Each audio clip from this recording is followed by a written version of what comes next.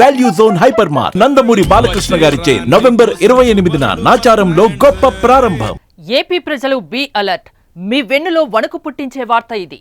దక్షిణ కోస్తా రాయలసీమ జిల్లా ప్రజలు రైతులారా అప్రమత్తంగా జాగ్రత్తగా ఉండండి. ఫెంగల్ తుఫాన్ దూసుకొస్తోంది. రాగల 24 గంటల్లో మీ ప్రాంతాల్లో భారీ వర్షాలు పడే అవకాశం ఉంది. ప్రస్తుతం నాగపట్నానికి 320 కిలోమీటర్ల దూరంలో కేంద్రీకృతమై ఉన్న వాయుగుండం ఈ రోజు సాయంత్రానికే తుఫానుగా మారనుంది. ఈ నెల 30న కారైకల్, మహాబలిపురం మధ్య తీరం దాటే అవకాశమున్నట్లు వాతావరణ శాఖ అధికారులు అంచనా వేస్తున్నారు. ఈ ఎఫెక్ట్తో దక్షిణ కోస్తా రాయలసీమ జిల్లాల్లో ఈ రోజు నుంచి వచ్చే నెల 1వ తేదీ వరకు మోస్తరు వర్షాలు, అక్కడక్కడ భారీ వర్షాలు పడే అవకాశం ఉంది.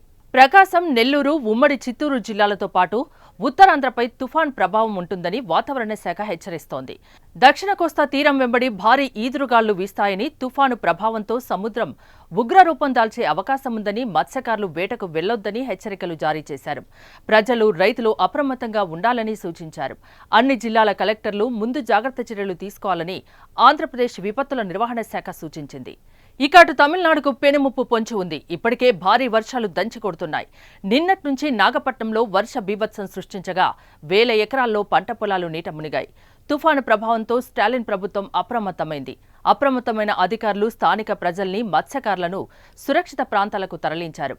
భారీ వర్షాల నేపథ్యంలో చెన్నైలో నవంబర్ 27 నుంచి 29 వరకు యెల్లో అలర్ట్ జారీ చేశారు. నవంబర్ 27 నుంచి 30 వరకు కాంచీపురం, తిరువల్లూరు, చెంగల్పట్టుతో సహా పలు జిల్లాలలో ఆరెంజ్, యెల్లో అలర్ట్ ప్రకటించారు. ఎలాంటి పరిస్థితులైనా ఎదుర్కొనేందుకు సిద్ధంగా ఉండాలని సీఎం స్టాలిన్ అధికారులకు నిర్దేశించారు. భారీ వర్షాలతో చెన్నై, నాగపట్నం, మలైదుతురై, తిరువార్తో సహా 9 జిల్లాల్లో పాఠశాలలు, కళాశాలను మూసివేస్తున్నట్లు ప్రకటించారు. కోస్తా తమిళనాడులో నవంబర్ 28న కూడా భారీ నుంచి అతి భారీ వర్షాలు కురిసే అవకాశం ఉంది.